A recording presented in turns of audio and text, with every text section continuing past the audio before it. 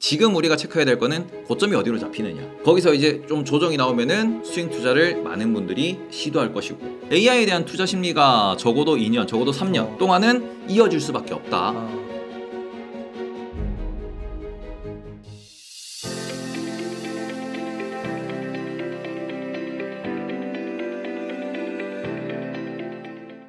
미국 반도체 주식들, 뭐 엔비디아나 AMD 대표적으로 흐름이 너무 좋은 것 같아요. 네. 미국 증시는 좀 어떻게 보세요? 일단 미국 증시 같은 경우에는 이게 촬영하는 오늘 날짜 같은 경우에 지금 투데이즈 2월 19일입니다. 네, 월요일이고요. 네. 제일 중요한 거는 우리나라 시간 기준 2월 22일이죠. 네. 네, 새벽 아침 7시 정도면은 결판이 날 겁니다. 왜요? 올해 상반기의 고점이 여기인가? 아니면은 더 갈 수 있는 건가? 그게 아마 요번 엔비디아 실적 발표에서 시장 반응이 어떻게 나오냐에 따라 가지고 중요한 포인트를 이제 보일 수밖에 없다라고 보실 수 있는데, 지금 엔비디아 같은 경우에는 지난 3개월 지난번 실적 발표 대비 현재 주가를 놓고 보시면은 무려 50% 올랐어요. 500달러에서 네. 750달러까지 왔기 때문에 이제 50% 올랐습니다. 3개월 만에 50% 올랐다는 소리는 둘 중 하나입니다. 그만큼 서프라이즈한 미래를 그려주던가 아니면 이게 너무 많이 올라와서 그렇죠. 조정을 받던가. 근데 지금 보시면은 엔비디아만 걱정되는 게 아니에요. 이게 엔비디아 같은 경우에는 뭐 3개월 동안 50% 올랐다라고 하더라도 뭐 포워드 PER 1년 뒤에 PER 기준으로 보시면 30배예요. 30배가 비싸긴 한데 그렇다고 와 여기서는 도저히 못 사겠다라고 손이 안 나가는 수준은 아닙니다. 그러게요. 다만 여기서 엔비디아가 차익 실현이 나오고 엔비디아가 조금 밀린다 그러면은 관련돼서 클라우드 기업들도 있어요. 클라우드 기업들 지금 다 보시면은 죄다 PER이 100배가 넘어가요.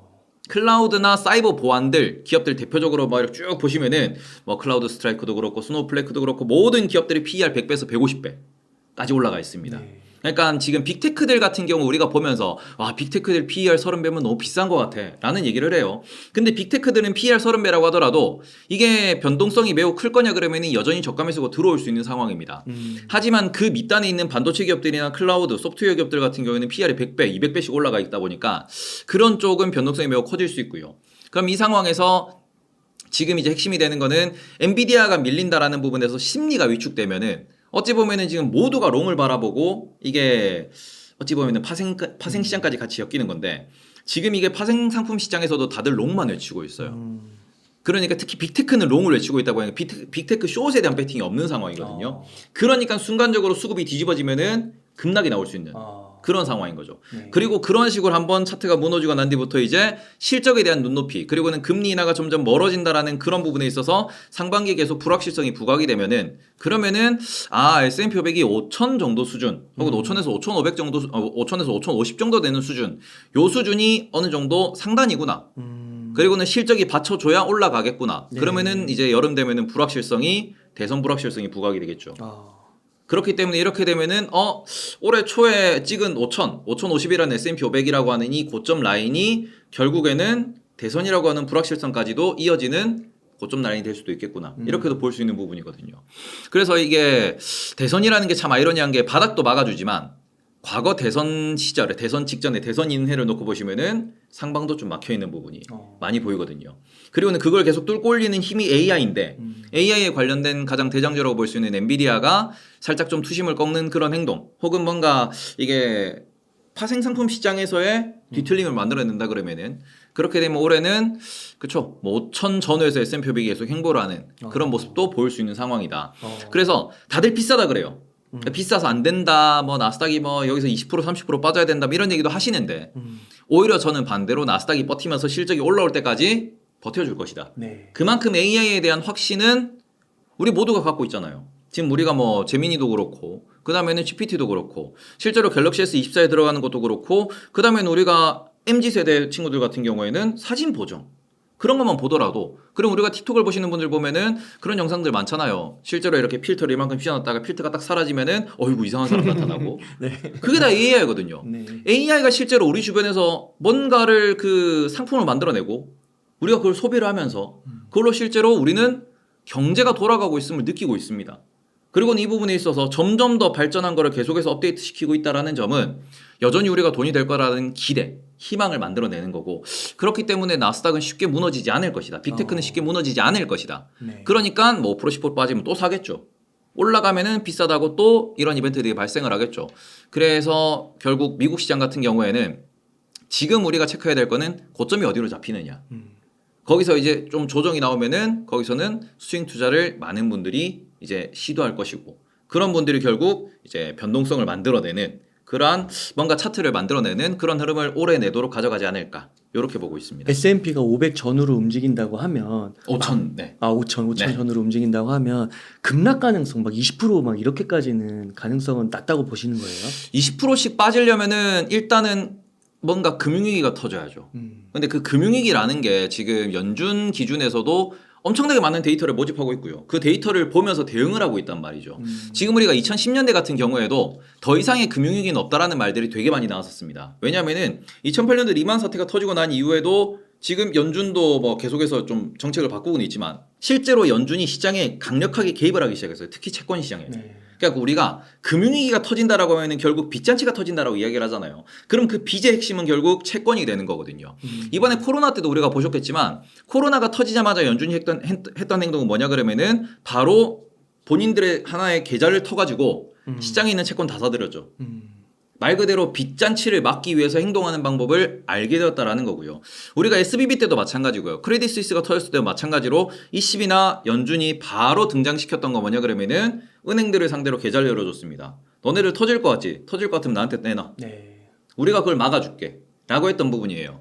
그래서 이렇게 어찌 보면은 그 뭐 금융위기가 크게 올 부분은 이미 연준이 막을 수 있는 부분은 다 막을 수 있다라고 우리도 확신을 하고 있거든요. 네. 만약에 올해나 뭐 내년도에 엄청나게 큰 크래시가 터진다 그러면은 상업용 부동산에 의해서 지금은 뭐 미국에 있는 몇몇 중소은행들이 문제를 일으키고 있지만 뭐 우리나라 그러면 안 되는데 뭐 우리나라에 있는 은행이라든지 아니면 유럽에 있는 은행이라든지 뭐 도이치방크 이런 데가 좀 크게 뭔가 이제 문제를 일으켜 가지고 네. 거기가 부도가 난다 그러면 거기가 빵꾸 난다 그러면은 이제 전 세계적으로 20-30% 급락이 나오겠죠. 그거는 금융위기로 연결될 수 있으니까. 근데 그런 금융위기가 아니라 그러면은 20-30% 급락은 시스템적인 하락은 나오기가 어려울 것이다. 그러면은 엔비디아의 실적이 어떻게 보면은 이제 고점을 가늠하는 하나의 중요한 순간일 수 있는데 테이버님 어떻게 보세요? 저는 엔비디아가 오히려 실적 발표하고 하락하면 땡큐라고 생각을 하고 있습니다. 왜요? 오히려 그런 매수 기회를 주는 거죠. 네. 그 장기적으로는 좋게 보시는 거군요. 일단은 앞으로 2-3년 정도 동안은 AI에 대해서 우리가 기대감이 꺾이지 않을 것이다 라고 생각을 하는 부분도 지금 모든 빅테크가 AI에 대한 투자의 계획을 기본적으로 2025년까지 잡고 있어요. 내년까지 잡고 있다는 소리입니다.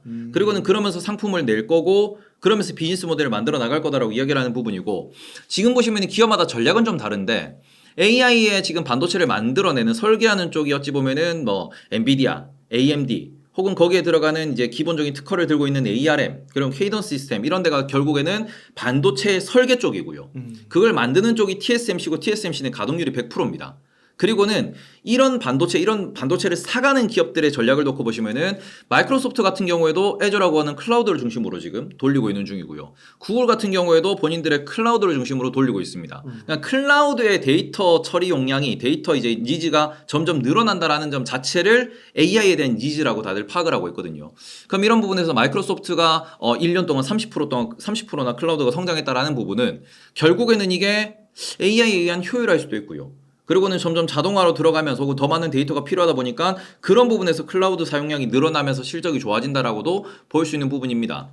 근데 어쨌든 지금 마이크로소프트와 구글 같은 경우에는 클라우드 시장을 중심으로 해가지고 본인들의 AI에 대한 비즈니스 모델을 만들어 나가는 중입니다. 그러면은 클라우드 1등은 누구냐? 그럼 아마존이죠. 네. 아마존은 클라우드를 키우는 것도 있지만 자체적으로 쇼핑 AI를 열심히 만들고 있는 중이거든요. 그러면은 이쪽도 AI 그리고 본인들만 할 수 있는 쇼핑에 관련된 AI 쪽으로 집중해서 개발을 하고 있습니다. 그러면 이쪽에도 또 다른 AI 모델이 구체적으로 만들어지는 거죠. 메타 같은 경우에는 지금까지는 플랫폼 기업이었고 제가 이 자리에서도 메타는 걔는 좀 플랫폼이 없다라고 말씀을 드렸는데 오히려 AI 시대에 들어오면서 AI 관련된 완전히 오픈소스 플랫폼을 만든 상황이에요. 우리나라의 네이버나 카카오 같은 경우에도 그쪽에서 소스를 많이 가져와가지고 쓰고 있는 중이거든요. 이러다 보니까 메타도 뭔가 플랫폼 회사로 진화를 시작했구나. 이런 부분도 메타에 대해서 긍정적으로 볼 수 있는 그런 형태가 되고 있다라고 보실 수 있죠. 그러면 남는 건 애플이랑 테슬라예요. 애플 같은 경우에는 원래 이제 워낙 이제 현금 흐름도 좋은 상황이고 그러고는 경기 침체에 조금 맥북이 안 팔릴 수 있고 아이폰이 안 팔릴 수 있겠으나 경기 좋아지면 또 여전히 잘 팔릴 거고 iOS라는 강력한 베이스 뿌리 플랫폼이 있다 보니까 거기에 AI가 얹어지면은 좀 더 이제 애플 같은 경우에도 나중에 두각을 드러내겠죠. 올해는 좀 쉴 수 있더라도. 그런 부분에서 애플 걱정은 할 필요가 없고요. 테슬라 같은 경우에는 전기차 안 팔리면 어떡하지라고 했는데 로봇을 들고 나왔습니다. 그러니까 이런 부분 역시도 테슬라도 뭔가를 하고 있구나로 볼 수 있는 부분이거든요. 그러니까 전반적으로 지금 빅테크들이 다 그런 식으로 AI 사업 모델을 다 들고 가고 있는 중이다 보니까 AI에 대한 투자 심리가 적어도 2년, 적어도 3년 동안은 이어질 수밖에 없다. 그리고는 그 부분에서 뭔가 돈이 되는 모델이 나오면은 너도 나도 다들 투자를 해서 너도 나도 다들 그쪽에서 돈을 벌기 위해서 노력을 할 거예요. 네, 그렇다 보니까 저는 앞으로 한 2, 3년 정도까지는 AI에 대한 열기는 쉽게 식기 어렵고 그리고는 다들 이렇게 얘기합니다. 제2의 인터넷이다. 제2의 스마트폰이다. 2000년대에는 인터넷이 나오면서 세상을 혁신시켰고 그리고 2010년대에는 스마트폰이 나오면서 세상을 혁신을 시켰다. 그리고 2020년대에는 AI가 나와서 세상을 혁신시키고 있는 중이다. 그러면 이게 랠리가 2, 3년에 그칠 것이냐. 혹은 정말로 새로운 비즈니스 모델에서 좀 더 독과점이 되는 좀 더 플랫폼화되는 기업이 나오면서 또 다른 빅테크로 이제 성장하는 기업도 나올 수 있는 부분이고요. 네. 그러니까 저는 이 부분은 2020년대에 가장 핵심이 되는 투자 아이디어가 될 것이다. 그래서 관심은 쉽게 안 식을 거니까 특히 그런 기업들이 다 나스닥에 몰려 있다 보니까 미국 주식에 대한 관심은 좀 더 많지 않을까. 뭐 이렇게 생각하고 있습니다. 그러니까 엔비디아, 뭐 AMD, ARM 이런 쪽은 어떻게 보면은 그 인공지능을 위한 인프라, 하드웨어 쪽인 거고 말씀해주신 뭐 MS나 애플이나 그리고 뭐 메타나 이런 쪽은 이제 앞으로 소프트웨어 플랫폼 쪽으로 이제 생각을 하고 약간 구분을 해야 되는 거긴 하네요. 네, 일단은 뭐 그런 식으로 보실 수 있을 것 같고 엔비디아에 대해서 안 좋게 말씀하시는 분들이 딱 그거예요.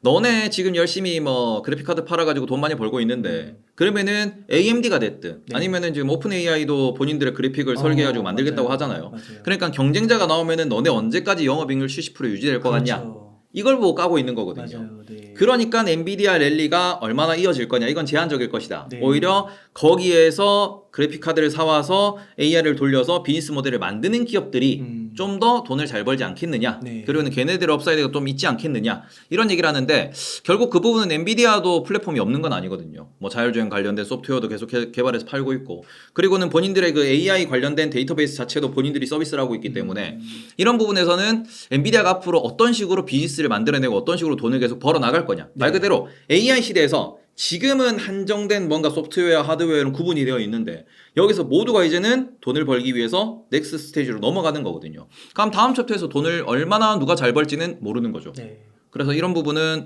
결국에는 우리가 계속해서 공부하면서 팔로우하면서 잘 될 기업에 대한 투자를 계속 이어가시는 게 제일 중요한 포인트가 된다. 그러니까 지금 얘는 언제까지 갈 거야 이렇게 예단하시기보다는 얘는 지금 이쪽이 장점이고 이쪽이 단점인데 단점이 보완되어 가네 더 올라가겠네.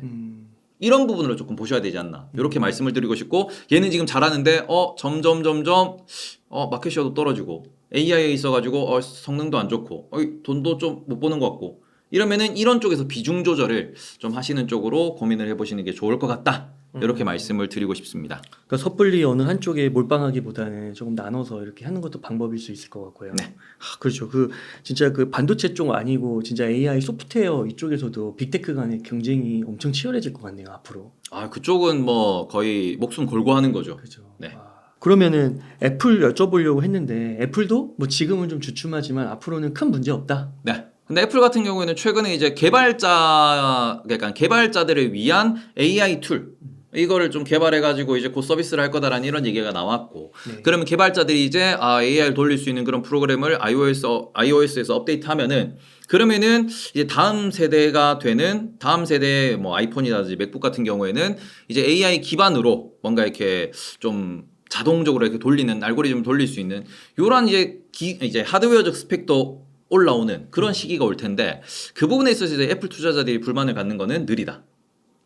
계속해서 이제 이슈가 나오는 건데 너네 왜 이렇게 느리게 하냐라는 이야기가 나오고 있는 부분이거든요. 근데 애플 같은 경우에는 항상 완벽주의라는 부분이고 최근에 비전 프로를 냈는데 비전 프로가 조금 삐걱거리는 모습을 보면서 좀 불안하긴 해요. 왜냐면 비전 프로 관련돼 가지고 지금 후기가 뭐 환불이 좀 쇄도하고 있다 이런 얘기도 나오고 있는 중이고요. 그리고 여전히 이게 아직 완성되지 않은 기술인 것 같다 이런 얘기도 나오고 있다 보니까 이 부분에 있어 가지고 과연 AI에서도 잘할 수 있을까라는 물음표거든요. 근데 뭐 애플 같은 경우는 항상 그 물음표를 느낌표로 바꿔온 기업이기 때문에 시간은 좀 걸릴 거예요. 그래서 AI 관련돼 가지고 시간이 조금 필요하겠으나 그런 부분에서 엔비디아 다시 한번 말씀드리면 엔비디아가 2020년부터일 거예요. 2020년부터 21년도까지 그 전부터도 횡보디아라고 불렸습니다. 그렇게 안 가던 기업이 지금 날아간 거거든요. 애플도 시간이 걸리고 애플이 이제 정말로 이제 AI를 낸다라고 하면은 그러면은 요거는 애플카보다는 파급이 좀 더 크지 않을까. 그러니까 말 그대로 시리의 진화판이 될 거기 때문에 그런 부분에서는 뭐 좀 기다리시는 게 정답이지 않을까라고 말씀을 드리고 싶습니다. 지금까지는 그래도 MS가 조금 더 AI 쪽에서 좋은 모습을 보여왔기 때문에 시가총액도 역전할 수 있었던 거고 그렇게 보는 게 낫겠네요. 네네. 네, 근데 앞으로는 좀 더 두고 보자.